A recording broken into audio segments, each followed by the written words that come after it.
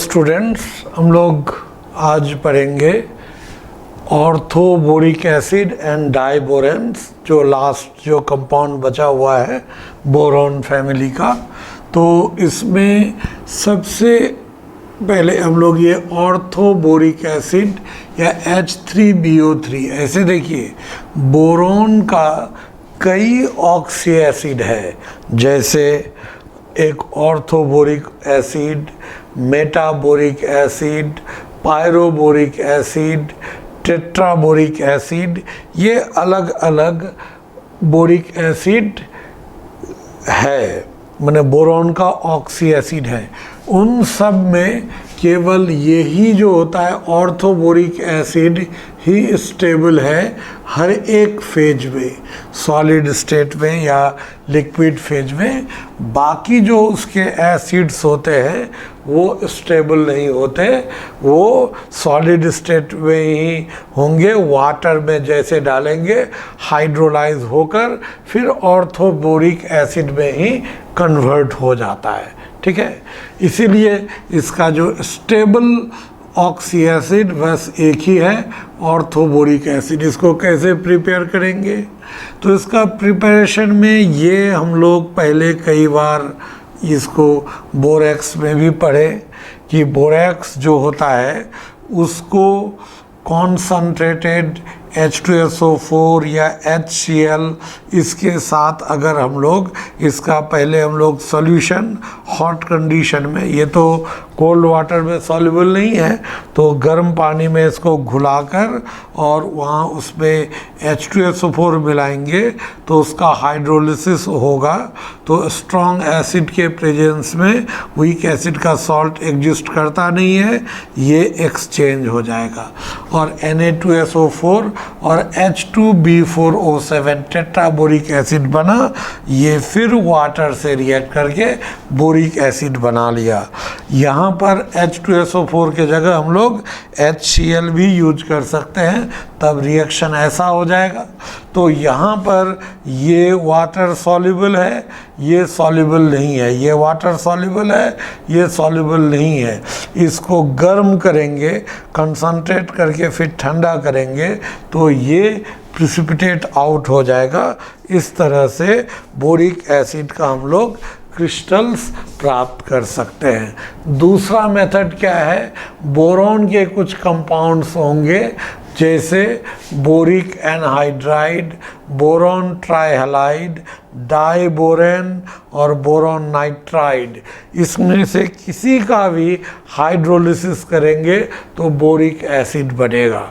तो बोरॉन का कोई कंपाउंड, ये boric anhydride, boron trihalide, diborane, boron nitride, सब का हाइड्रोलिसिस करेंगे तो हमें H3BO3 यानी ऑर्थोबोरिक एसिड मिलेगा। ठीक है, अब इसका ये प्रिपरेशन का ये दो ही तरीका है। अब इसका प्रॉपर्टीज हम लोग पढ़ेंगे। Properties of boric acid. Boric acid solid होता है, देखे होंगे बोरिक पाउडर होता है ना, वाइट पाउडर, ये कैरम बोर्ड में भी उसी पाउडर का इस्तेमाल किया जाता है स्लीपरी नेचर के लिए, है ना। तो इसमें जो ये white crystalline solid which is flaky, flaky का मतलब परतदार, है ना। वो फ्लेक्स, कॉर्नफ्लेक्स जो होता है वो पतला, या चिप्स जैसा जो होता है पतला पतला, एक के ऊपर एक लेयर के रूप में रख सकते हैं, वो परतदार फ्लेकी, है ना, यानी कि लेयर्ड स्ट्रक्चर होता है। हम लोग स्ट्रक्चर भी पढ़ेंगे, वहाँ भी ये क्लियर होगा। तो ये फ्लेकी मतलब परतदार, ये सॉफ्ट होता है, एंड सोपी मतलब स्लीपरी टू टच, इसी वजह से इसको कैरम पाउडर के रूप में इस्तेमाल होता है। ये slightly soluble in cold water, cold water में कम घुलनशील होगा लेकिन हॉट वाटर में ज़्यादा घुलनशील होगा। ये वीक एसिड है और मोनोबेसिक एसिड है। ये एक इम्पॉर्टेंट पॉइंट है, आईआईटी में ये कई बार आया हुआ है, लगभग कॉम्पिटिटिव एग्जामिनेशन में इस पॉइंट से क्वेश्चन आया हुआ है ना। इसका जो परतदार स्ट्रक्चर होता है, इस पे भी रिसेंटली 2 साल पहले आईआईटी ये जेई मेंस में ये क्वेश्चन आया हुआ है, ठीक है। तो ये वीक मोनोबेसिक एसिड होता है।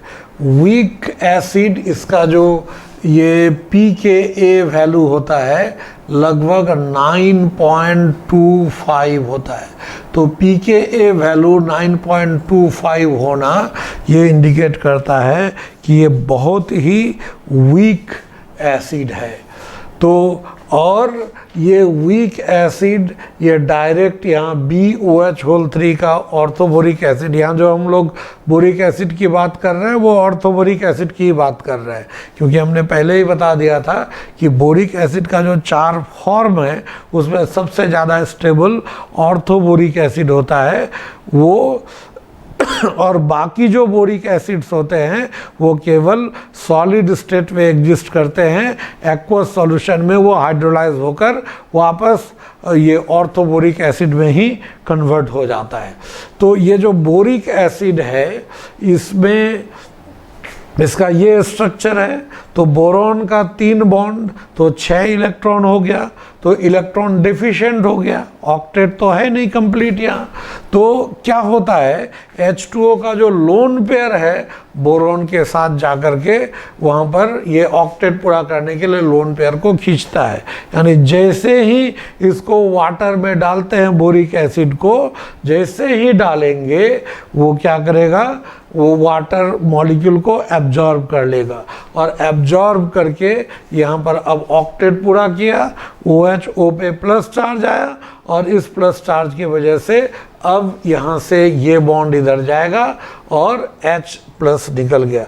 चूंकि ये एक H प्लस डोनेट कर रहा है, it loses 1 H plus, so it is a monobasic acid. और ये प्रोटोनिक एसिड नहीं हुआ, ये भी एक इम्पॉर्टेंट पॉइंट है ना। ये प्रोटोनिक एसिड नहीं है, क्यों?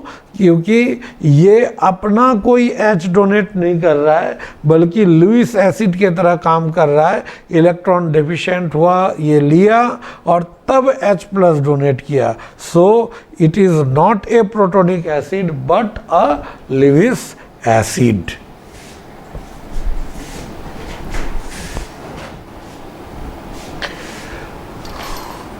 देखिए, हम लोगों ने पढ़ा कि बोरिक एसिड वीक होता है। तो वीक एसिड एक फिजिकल केमिस्ट्री में टाइट्रेशन पढ़े होंगे। तो टाइट्रेशन में एक टाइट्रेशन कर्व होता है और उस कर्व में एक pH रेंज होता है टाइट्रेशन के लिए, और वो रेंज जो बड़ा होगा तो उसमें उतना शार्प वो एंड पॉइंट प्राप्त होगा, वो फिक्स्ड और टाइट्रेशन इजी होगा। लेकिन H3BO3 इतना वीक है कि यहाँ पर बेस का स्ट्रेंथ चाहे कुछ भी क्यों ना हो, वहाँ पर शार्प एंड पॉइंट मिलता ही नहीं है। इस वजह से सैटिस्फैक्टरीली उसका टाइट्रेशन नहीं होगा। सिंपल वर्ड में से वो तो फिजिकल केमिस्ट्री में पूरा टाइट्रेशन कर्व वो बनाना होता है, सब अलग अलग इंडिकेटर के लिए वो रेंज अलग अलग होता है और उसी हिसाब से इंडिकेटर का सिलेक्शन होता है। तो वो फिजिकल में पढ़ लिए हैं, इसलिए वहाँ अभी हम उसमें हम लोग इंटर नहीं करेंगे। बस उसका रेफरेंस देकर मैं बता रहा हूँ कि इस जगह वो शार्प एंड पॉइंट मिल नहीं पाता, इसीलिए इसका सेटिस्फैक्टरीली यानी संतोषजनक टाइट्रेशन नहीं हो पाता, आपको एक्यूरेट रिजल्ट नहीं आएगा। ठीक है, तो बेस चाहे कितना भी स्ट्रॉन्ग क्यों ना हो, है ना, कि ये बोरिक एसिड NaOH से ये बनाया और फिर वहाँ से टूट करके NaBO2 सोडियम मेटाबोरेट H2O बना, लेकिन ये रिएक्शन बहुत ही स्लो है, जल्दी ये होता नहीं है। तो अब क्वेश्चन है क्या, लेकिन ये टाइट्रेशन करने के लिए क्या करना होगा? तो एक उपाय है, इसमें अगर हम लोग पॉलीहाइड्रोक्सी कंपाउंड मिला देते हैं, organic polyhydroxy compound, organic compound है ये मिला देते हैं तो इसका एसिडिक स्ट्रेंथ बढ़ जाता है और ये अब स्ट्रॉन्ग एसिड के तरह काम करना शुरू करता है। और ये जो स्ट्रॉन्ग एसिड के तरह काम करेगा तब क्या होगा, वो बेस के साथ आसानी से ये टाइट्रेशन दे देगा। हालांकि ये स्ट्रॉन्ग तो हुआ, अब भी उतना स्ट्रॉन्ग नहीं हुआ कि जितना NaOH स्ट्रॉन्ग है। इसलिए हम लोग कह सकते हैं जब बेस स्ट्रॉन्ग हो और एसिड उसकी तुलना में कमज़ोर हो तो कौन सा इंडिकेटर प्रॉपर होता है, फिनोल्फथैलीन। जब दोनों काफ़ी स्ट्रॉन्ग हो तो कोई भी इंडिकेटर चलेगा। अगर बेस स्ट्रॉन्ग हो, एसिड थोड़ा वीक हो तो फिनोल्फथैलीन चलेगा, और अगर एसिड स्ट्रॉन्ग हो, बेस वीक हो तो वहाँ पर हम लोग क्या यूज करते हैं, मिथाइल ऑरेंज, है ना। ये इंडिकेटर का सिलेक्शन होता है। तो जब एक पॉलीहाइड्रोक्सी कंपाउंड जो कि एक ऑर्गेनिक कंपाउंड है उसको जोड़ते हैं तो H3BO3 एक स्ट्रॉन्ग एसिड के तरह बिहेव करना शुरू कर देता है और उसका आसानी से टाइट्रेशन होगा by NaOH। But remember the indicator here in this case will be phenolphthalein, ठीक है। अब हम लोग यहाँ पर ये क्यों, ये जो पॉलीहाइड्रोक्सी कंपाउंड अगर मिलाते हैं तो क्यों बढ़ जाता है बेसिक ये एसिडिक स्ट्रेंथ।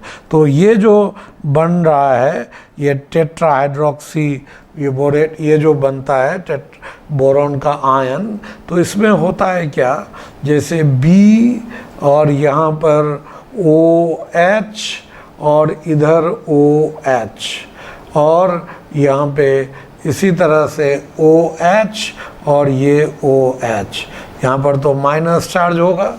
और यहाँ पे पॉलीहाइड्रोक्सी कंपाउंड HOCH2, इसको हम लोग क्या कहते हैं, इथिलीन ग्लाइकॉल। ये हुआ इथिलीन ग्लाइकॉल।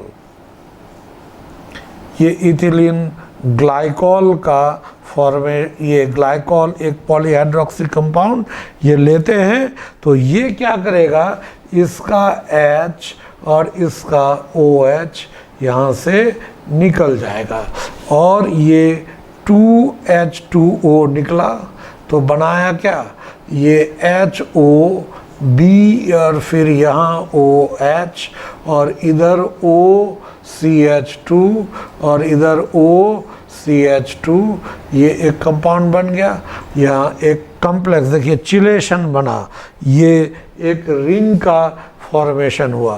फिर यहाँ पर फिर रिएक्शन होगा, इस साइड से अब आएगा CH2OH और CH2OH, ये अगर आएगा तो यहाँ पर क्या बनेगा, इस जगह से भी ये 2H2O हटेगा और यहाँ पर अब बना क्या, B, इधर OCH2 फिर इधर OCH2 ये बना और फिर इधर हम लोग O, यहाँ पर CH2 और फिर ये CH2 यहाँ पर O, ऐसे ये नेगेटिव चार्ज आएगा। तो ये जो बना, ये दो रिंग बना, इसको चिलेट कहते हैं और रिंग के बनने को चिलेशन, और चिलेशन कहीं भी बनता है तो वो स्टेबल हो जाता है। तो देखिए होता क्या है, ये रिएक्शन बहुत स्लो है और यहाँ जो ये आयन बना Na+ और ये माइनस, ये जो बना, यहीं पर क्या होता है कि ये वाला पोर्शन यहाँ पर पॉलीहाइड्रोक्सी कंपाउंड जैसे मिलाते हैं वो इससे रिएक्शन कर लेता है और इससे रिएक्शन करके जब इसको हटाएगा तो रिएक्शन स्वाभाविक है फॉरवर्ड डायरेक्शन में जाएगा। तो ज़्यादा से ज़्यादा परिमाण में ये रिएक्शन फॉरवर्ड डायरेक्शन में जाएगा और इससे फॉरवर्ड जितना ज़्यादा जाएगा टाइट्रेशन उतना ईजी हो जाएगा। ये कंसेप्ट है, ठीक है। तो ये जो कंसेप्ट यहाँ पर, तो अब इस पर देखिए आईआईटी में क्वेश्चन पूछा हुआ है, आईआईटी जेईई एडवांस में ये क्वेश्चन कि इसका NaOH से रिएक्ट करके बोरेक्स H2O बना और दिया है कि this reaction can be shifted in forward direction by using which of the following, और नीचे 4 चॉइस दिया है। तो देखिए इस क्वेश्चन में एक साथ कई जगह से, एक तो ये इक्वेशन इनऑर्गेनिक का हुआ और रिवर्सेबल रिएक्शन दे रहा है और कह रहा है इस इक्विलिब्रियम को फॉरवर्ड में शिफ्ट करें। कौन सा कंसेप्ट? फिजिकल केमिस्ट्री का, केमिकल इक्विलिब्रियम, लीच-एटलियर प्रिंसिपल। अब कह रहा है इसमें क्या मिलाएंगे फॉरवर्ड, तो यहाँ तक तो फिजिकल रहा, अब मिलाएंगे क्या, तो वहाँ पर चॉइस में पॉलीहाइड्रोक्सी कंपाउंड और उसका सिस और ट्रांस का कंसेप्ट चॉइस में दिया है। तो सिस ट्रांस कहाँ से आया? ऑर्गेनिक से। यानी एक ही क्वेश्चन में ऑर्गेनिक, इनऑर्गेनिक, फिजिकल तीनों का समावेश है, एक साथ मिलाकर ये क्वेश्चन दिया गया है, ठीक है। तो अब यहाँ पर पूछा गया है कि कौन सा चीज़ मिलाएंगे रिएक्शन तेजी से फॉरवर्ड में जाएगा, तो definitely it is a polyhydroxy compound. Now the next question is what kind of polyhydroxy compound, cis और ट्रांस क्या होना चाहिए, बताइए। तो क्या होना चाहिए? सिस और ट्रांस। यहाँ देखिए क्या होना चाहिए, तो ऑर्गेनिक में पढ़े है ना कि दोनों OH सेम साइड होगा तो सिस, ऑपोजिट साइड होगा तो ट्रांस। हालांकि यहाँ सिस ट्रांस का यूज करना, ये डबल बॉन्ड तो है नहीं, वो तो सही नहीं है, लेकिन फिर भी दोनों एक साइड रहे उसके लिए सिस का इस्तेमाल कर लिया जाता है। तो it's a cis diol. So what kind of polyhydroxy compound should be used, cis और trans? It should be cis, cis होना चाहिए। तो देखिए इस तरह से सिस डायोल, और उसका जितना कंसंट्रेशन हम बढ़ाएंगे ये क्या होगा, इसको उतना ये यूज करता चला जाएगा, और ये जब इक्विलिब्रियम में इसका अमाउंट घटेगा the reaction will go continuously in forward direction, and in this way our motto is solved. हम लोग का क्या था कि इसको रिएक्शन को तेजी से आगे बढ़ाएंगे, मतलब टाइट्रेशन जल्दी कराना होगा। टाइट्रेशन हो गया, ठीक है।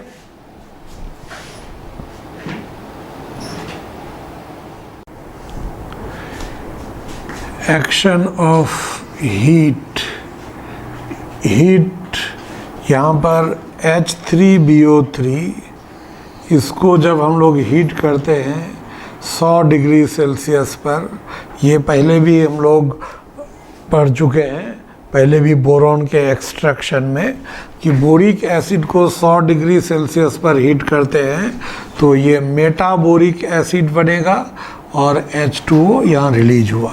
फिर उसी मेटाबोरिक एसिड को 140 से 160 डिग्री सेल्सियस तक हीट करेंगे तो ये टेट्राबोरिक एसिड बनेगा। फिर वाटर का एक मॉलिक्यूल निकला, और ये टेट्राबोरिक एसिड को जब 160 से ज़्यादा यानी रेड हीट कंडीशन में हीट करेंगे तो ये बोरिक एनहाइड्राइड बनेगा, डाइबोरॉन ट्राइऑक्साइड बनेगा, या बोरॉन सेस्क्विऑक्साइड बनेगा, और वाटर यहाँ पर रिलीज हुआ, ठीक है।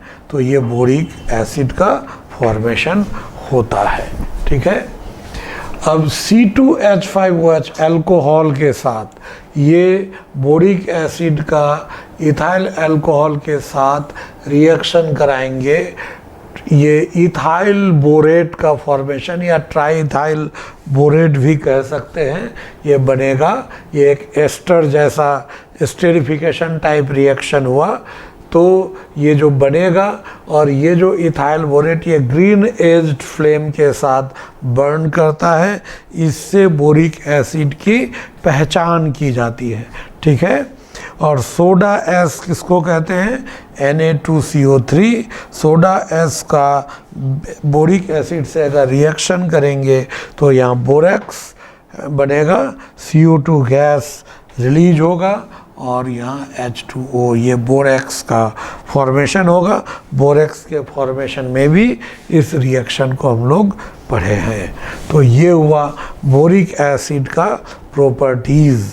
अब इसके बाद हम लोग पढ़ेंगे अब बोरिक एसिड का स्ट्रक्चर।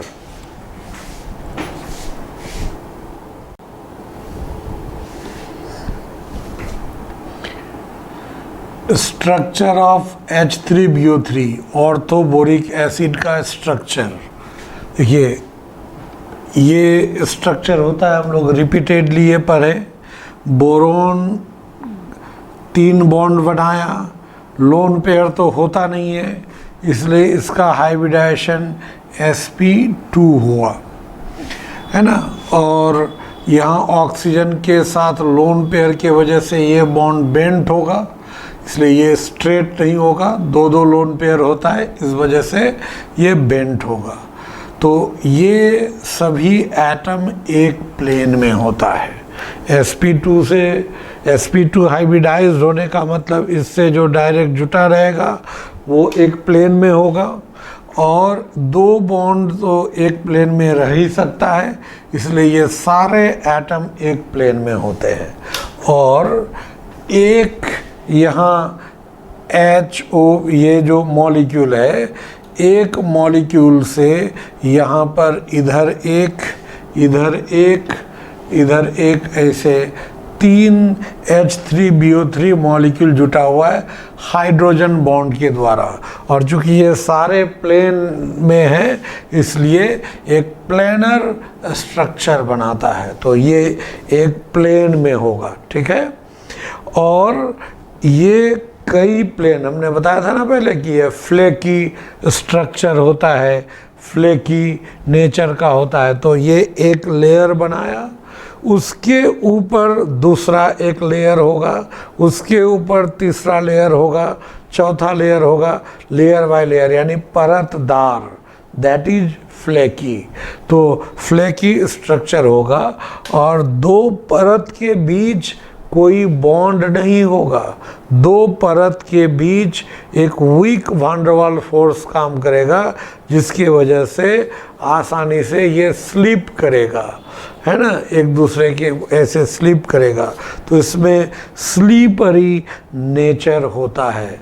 ये 3D नेटवर्क नहीं बनाता, ये प्लेनर होता है। हाइड्रोजन बॉन्ड द्वारा जुटे रहते हैं, लेकिन ये प्लेनर होता है ना। और प्लेनर होने के वजह से ऐसे प्लेनर और लेयर बाय लेयर ऐसे रहेगा, 2 लेयर के बीच वीक फोर्स काम करेगा।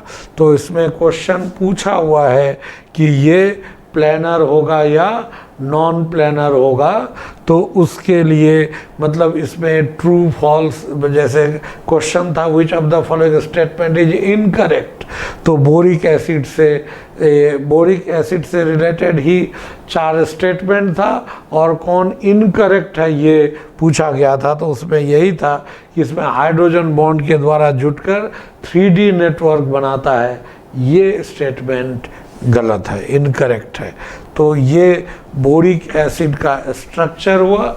और बोरिक एसिड का यूज क्या है? माइल्ड एंटीसेप्टिक, ये आई लोशन के रूप में इसका इस्तेमाल होता है, एक माइल्ड एंटीसेप्टिक है।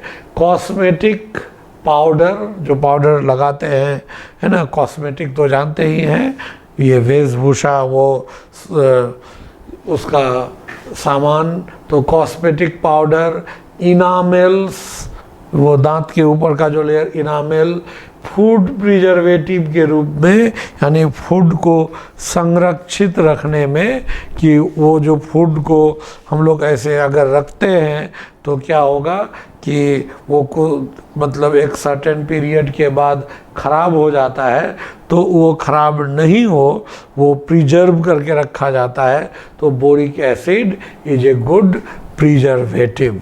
तो ये हो गया बोरिक एसिड के बारे में।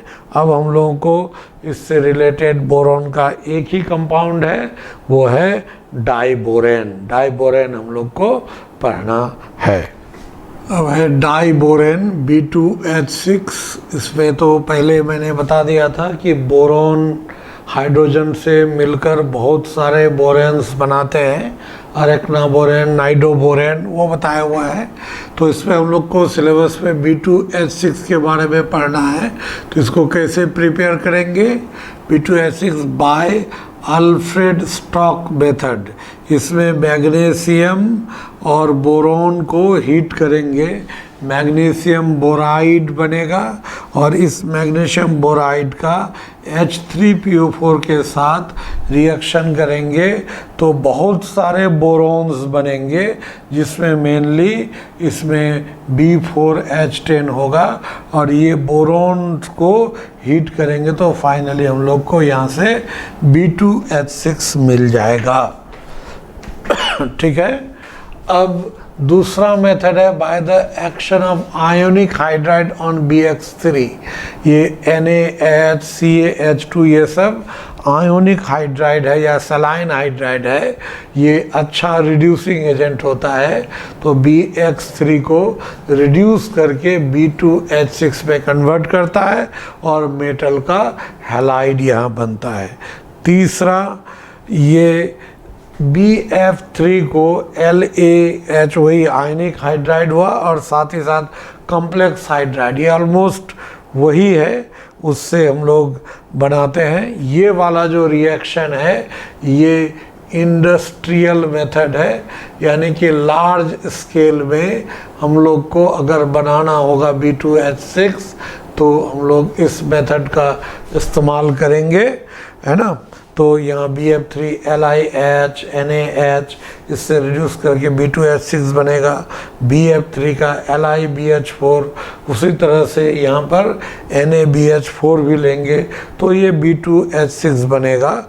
तो ये जो इंडस्ट्रियली लार्ज स्केल में बनाना हो तो उसके लिए हम लोग ये सब रिएक्शन यूज़ करते हैं। ठीक है। नेक्स्ट, इसके आगे नेक्स्ट मेथड डाइबोरेन का और प्रिपरेशन ये है, बोरोन ट्राइफ्लोराइड से NaBH4 के द्वारा रिड्यूस करके या LiAlH4 के द्वारा रिड्यूस करके B2H6 बनाया जा सकता है। लैब में हम लोग कैसे बनाते हैं, सोडियम बोरोहाइड्राइड का आयोडीन के साथ रिएक्शन कराने पर ये डिग्लाइम सॉल्यूशन में इसको हीट करते हैं तो यहाँ B2H6 बनता है। ये डिग्लाइम क्या है, ये जो डिग्लाइम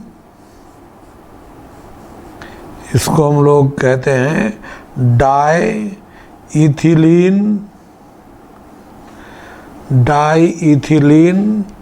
glycol, diethylene glycol di methyl ether, dimethyl ether. ठीक है। तो इसका स्ट्रक्चर कैसा होगा, ये CH3O CH2 CH2O फिर CH2 CH2O CH3, ये एक ईथर सॉल्यूशन है और इसी सॉल्यूशन के प्रेजेंस में हम लोग रिएक्शन कराते हैं NaBH4 का I2 से तो B2H6 बनता है। लैब में इसी मेथड से B2H6 बनाया जाता है।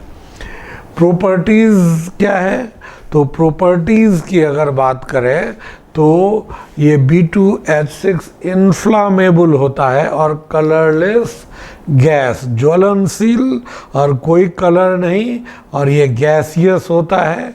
स्वीट अडर, इसका मतलब स्वीट अडर यानी प्लीजेंट स्मेल होता है ना, मीठा मीठा गंध जैसे स्पिरिट का गंध होता है।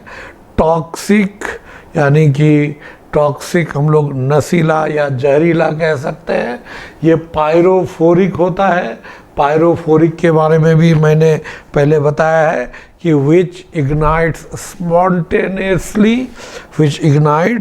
स्पॉन्टेनियसली इन एयर, और ये जलने के बाद बहुत ज़्यादा अमाउंट में हीट प्रोड्यूस करता है, इसके लिए इसको फ्यूल के रूप में भी यूज करते हैं। डिकम्पोजिशन, ये लो टेम्परेचर पर अगर मॉइस्चर नहीं होगा एयर में तब स्टेबल होगा, लेकिन इसको अगर हीट करेंगे डिफरेंट टेम्परेचर पर डिफरेंट कंडीशन में ये डिफरेंट टाइप्स ऑफ बोरेन्स का फॉर्मेशन करेंगे। ठीक है। तो ये बोरेन इसका प्रॉपर्टीज़ में कुछ और प्रॉपर्टीज़ हम लोग को पढ़ना है इसका, ठीक है।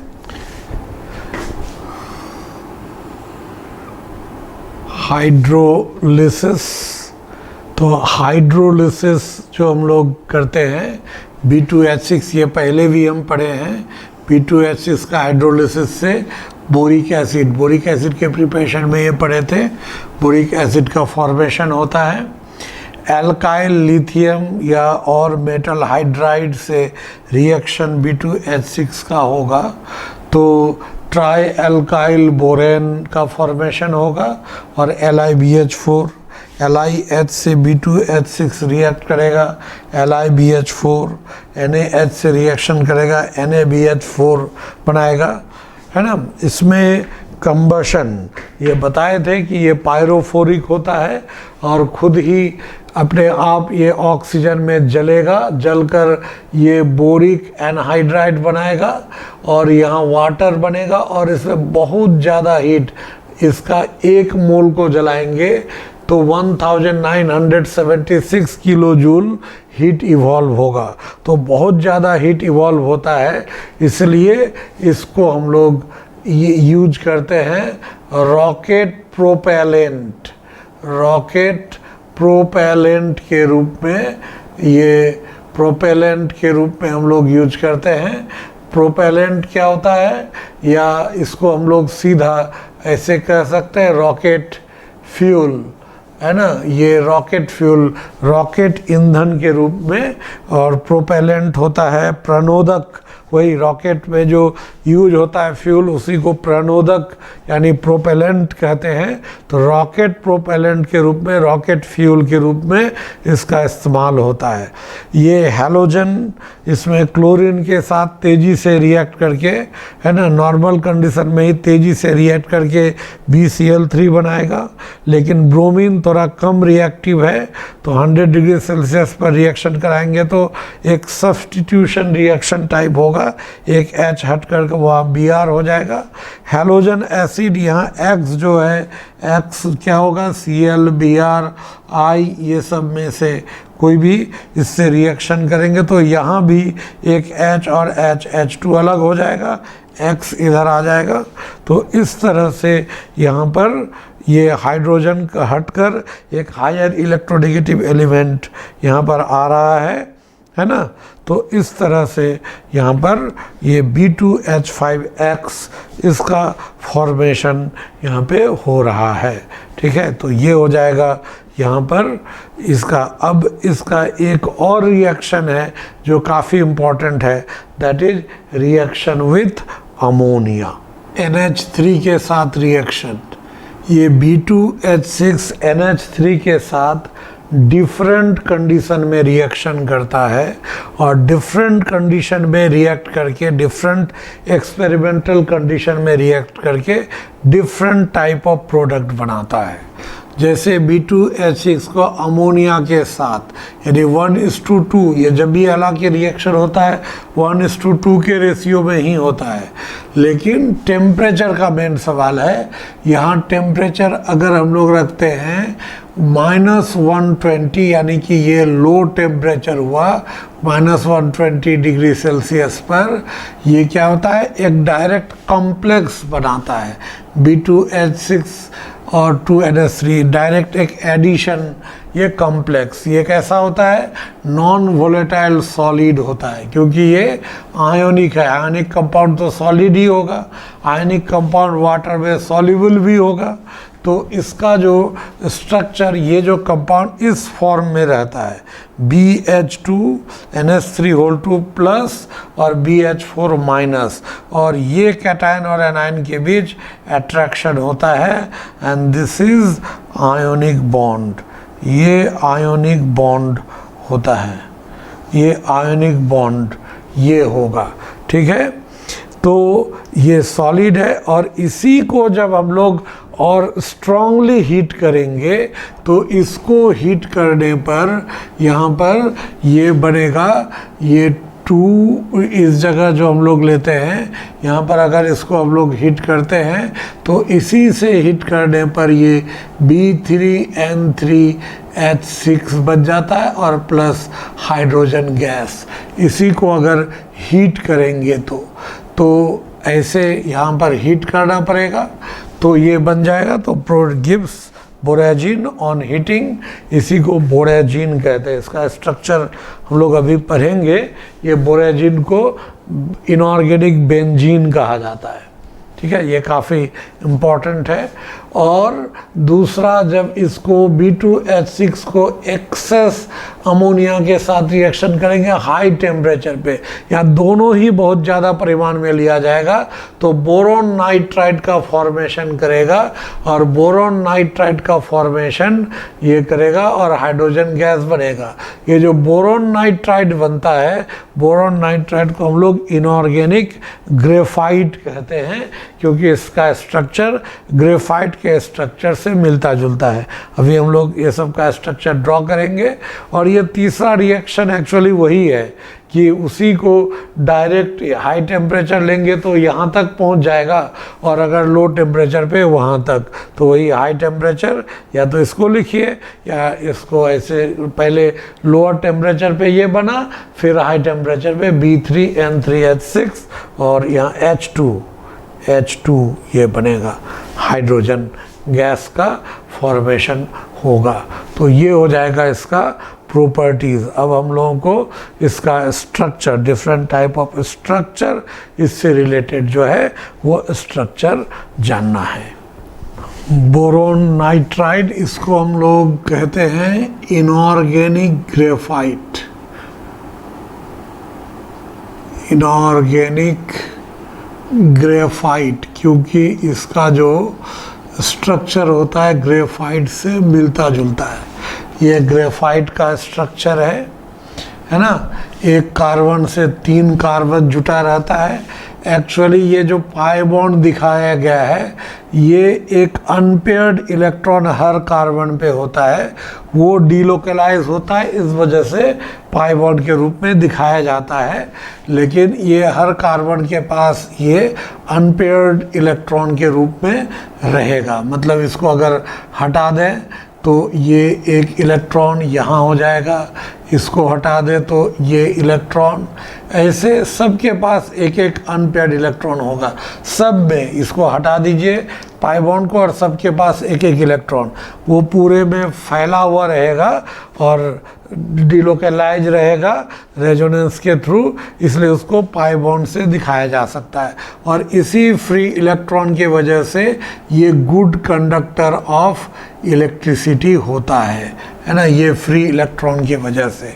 और ग्रेफाइट में ये एक लेयर्ड स्ट्रक्चर, ये भी फ्लेकी स्ट्रक्चर, एक लेयर होगा, उसके ऊपर दूसरा तीसरा अलग अलग लेयर होगा, लेकिन 2 लेयर के बीच वीक फोर्स काम करेगा।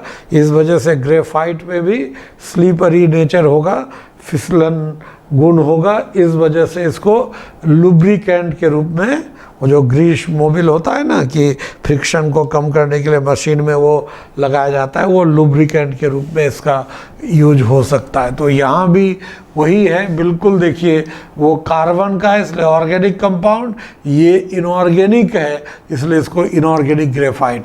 यहाँ पर ये एक्चुअली जो होता है ये इस तरह से यहाँ पर कोऑर्डिनेट बॉन्ड होता है नाइट्रोजन से बोरोन की तरफ, ये कोऑर्डिनेट बॉन्ड ही हम लोग लेते हैं इस तरह से।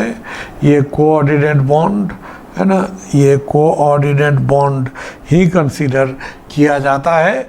और इसका भी वही 6 मेंबर्ड रिंग उसी तरह से स्ट्रक्चर है, इसलिए इसका स्ट्रक्चर मिलता जुलता है किससे, ये ग्रेफाइट से, इसलिए बोरोन नाइट्राइड को हम लोग इनऑर्गेनिक ग्रेफाइट कहते हैं। ठीक उसी तरह से अब अगर हम लोग लेंगे यहाँ पर, जैसे इस तरह से एक B3N3H6 का हम लोग लेते हैं, यहाँ B3N3H6 जिसको बोरेजिन, यहाँ जो है B3N3H6, इसको बोरेजिन या बोरेजॉल कहा जाता है।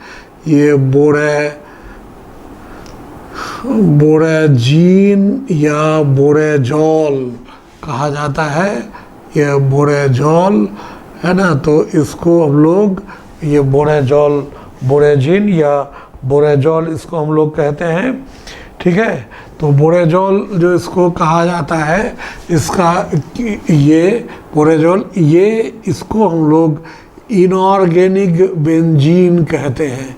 ये इनऑर्गेनिक बेंजीन इसको कहा जाता है। इनऑर्गेनिक बेंजीन क्यों? क्योंकि इसका स्ट्रक्चर बेंजीन जैसा होता है। जैसे बेंजीन में कार्बन ऐसे होगा, ये कार्बन ऐसे कार्बन, और यहाँ कार्बन, और डबल बॉन्ड ऐसे होगा अल्टरनेट, और सबके साथ एक एक हाइड्रोजन। तो यहाँ भी उसी तरह से होगा। यहाँ पर ये नाइट्रोजन, फिर बोरॉन, यहाँ बोरॉन, फिर ये नाइट्रोजन, फिर यहाँ नाइट्रोजन, फिर यहाँ बोरॉन, ऐसे होगा। सबके साथ एक एक हाइड्रोजन जुटा रहेगा। तो बिल्कुल वैसा ही स्ट्रक्चर। और यहाँ पर नाइट्रोजन से बोरॉन की तरफ कोऑर्डिनेट बॉन्ड, ये कोऑर्डिनेट बॉन्ड, ये इस तरह से, ये तो मल्टीपल बॉन्ड की तरह ही हुआ। तो ये बिल्कुल सेम टाइप स्ट्रक्चर, इसलिए इसको हम लोग इनऑर्गेनिक बेंजीन कहते हैं। अब है स्ट्रक्चर ऑफ B2H6। B2H6 का ये स्ट्रक्चर होता है। ऐसे तो BH3, तो बोरोन का जो BH3 होता है, ये यहाँ पर इसका जो होता है sp2 हाइब्रिडाइजेशन है, और ये ट्राइगोनल प्लेनर, और एक ये ऑर्बिटल खाली रहता है। और फिर यहाँ पर B उसी तरह से H, और ऐसे H जो होगा तो इसका ये खाली, तो ये इसके साथ, ये इसके साथ ऐसे डाइमेराइज हो जाता है। तो इसका अरेंजमेंट ऐसे लेंगे, बोरॉन, ये दो जो हाइड्रोजन यहाँ पर है, ये एक हाइड्रोजन, ये हाइड्रोजन दोनों अलग है ना। ये दोनों हाइड्रोजन अलग हो गया, इसके बीच 120 का एंगल वो मेंटेन रहता है, ये दोनों हाइड्रोजन, है ना। और इधर जो बीच में ऐसे लिया जाता है, ये एक मान लीजिए ऐसे BH3 है, और ये इधर BH3 है ना। यहाँ से ऐसे मान लीजिए BH3, तो दोनों क्लोज आता है। तो इसका ऑर्बिटल यहाँ जो होगा, इसमें दोनों, इसका ये वैकेंट और ये BH बॉन्ड, ये ऑर्बिटल क्लोज आ जाता है, और क्लोज आकर के ओवरलैप करेगा। तो यहाँ हाइड्रोजन और ये दोनों ऑर्बिटल तीनों एक साथ ओवरलैप करेगा, यहाँ भी उसी तरीके से। और इधर फिर ये दोनों हाइड्रोजन अलग रहेगा, इसके बीच का 120 डिग्री, यहाँ एंगल चेंज होता है।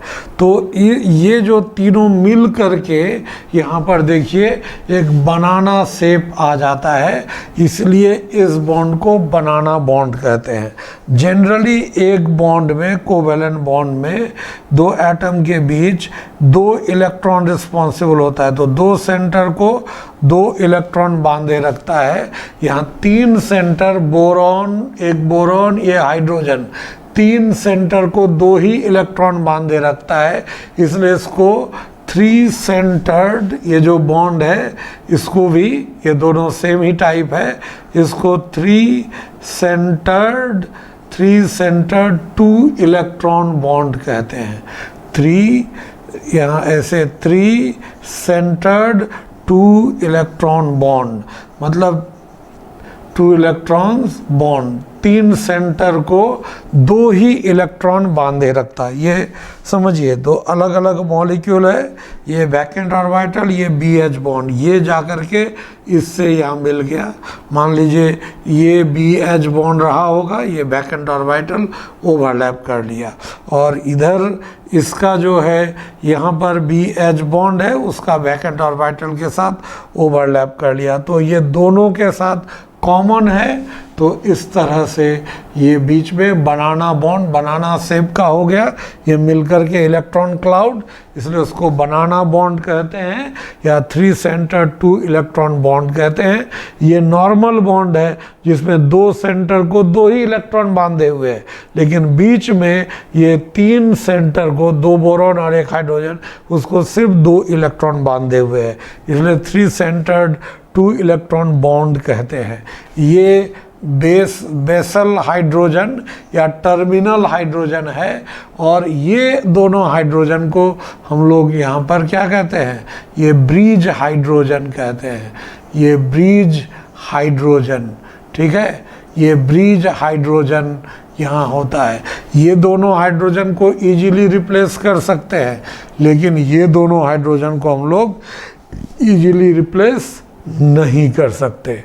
तो ये यहाँ पर एक प्लेन में होता है, सारे ये ब्रिज वाला छोड़कर बाकी 1 2 3 4 5 6 ये एक प्लेन में होते हैं, और ये प्लेन में होगा, और ये एक प्लेन के ऊपर होगा और एक प्लेन के नीचे होगा। मतलब इस तरह से यहाँ पर हम लोग लेते हैं, ये बोरॉन है, ऐसे हाइड्रोजन, यहाँ बोरॉन, इधर 2 हाइड्रोजन, और ब्रिज एक ऊपर और एक नीचे, ऐसे होगा।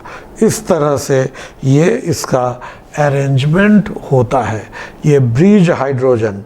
तो ब्रिज हाइड्रोजन को हम लोग रिप्लेस नहीं कर सकते। तो आपको यहाँ B2H6, यहाँ से हम लोग हाइड्रोजन को रिप्लेस करें अगर एल्काइल, तो एल्काइल ग्रुप से तो B2H5R बना सकते हैं। इससे हम लोग B2H4R2 बना सकते हैं। यहाँ से हम लोग B3 और H3R, ये B तो 2 ही होगा, H3R3 बना सकते हैं। यहाँ से हम लोग क्या B2 और H2 और R4 बना सकते हैं। इसके बाद अगर हम लोग चाहें कि B2 और H1 और R5, B2H1 और R5 बनाएं, ये नहीं बन सकता। या इससे हम लोग B2H नहीं लेकर सीधा R6 बना लें, ये नहीं बन सकता, क्योंकि बीच में हाइड्रोजन रहेगा ही रहेगा ब्रिज हाइड्रोजन के रूप में। इन दोनों को रिप्लेस नहीं कर सकते हैं, इधर के दोनों को रिप्लेस किया जा सकता है। तो ये एग्जाम में पूछा हुआ है कि B2H6 के साथ वहाँ अगर एल्काइलेशन करते हैं, हाइड्रोजन को एल्काइल ग्रुप से रिप्लेस करते हैं, तो कौन नहीं बनाया जा सकता। तो ये B2H1R5 और B2R6 नहीं बनाया जा सकता, क्योंकि ये दोनों को हम हटा नहीं सकते। अगर ये हटाएंगे तो ब्रिज वो टूट जाएगा, दोनों अलग हो जाएगा। इसीलिए यहाँ तक हम लोग जा सकते हैं, ये दोनों फॉर्म में कन्वर्ट नहीं कर सकते हैं। तो ये हो गया बोरोन फैमिली, ये कंप्लीट हो गया, ग्रुप 13 कंप्लीट हो गया। अब नेक्स्ट हम लोग पढ़ेंगे कार्बन फैमिली यानी ग्रुप 14, ठीक है। तो ग्रुप 14 भी 11th का ही पार्ट है। तो और उस ग्रुप 14 के बाद जितना भी है वो 12 का पार्ट है। तो ग्रुप 13 को हम लोग, ग्रुप 13 तो ख़त्म कर लिए, ग्रुप 14 हम लोग पढ़ेंगे। वो ज़्यादा बड़ा चैप्टर ऐसे नहीं है, लेकिन 15, 16, 17, 15 और 16 ये दोनों विशेष करके ये बड़ा चैप्टर है। इसमें जितना भी लगा है उसका लगभग डबल टाइम वो 15 और 16 में वो लगता है ना। फिर 17 और 18 वो छोटा है, DNF वो छोटा है ना। कोऑर्डिनेशन कंपाउंड बड़ा है, ठीक है। तो ये इसके बाद हम लोग मतलब 3 से 4 क्लास में ग्रुप 14 भी ख़त्म कर देंगे। उसके बाद 11 पूरी तरह से ख़त्म। हालांकि हम लोग इनऑर्गेनिक में मेटलर्जी जो पढ़े वो पूरा 12 का टॉपिक है, ठीक है। 11 तो यहाँ ऐसे इसके बाद ख़त्म हो जाएगा, फिर टोटली हम लोग 12 पढ़ेंगे। ठीक है, थैंक यू।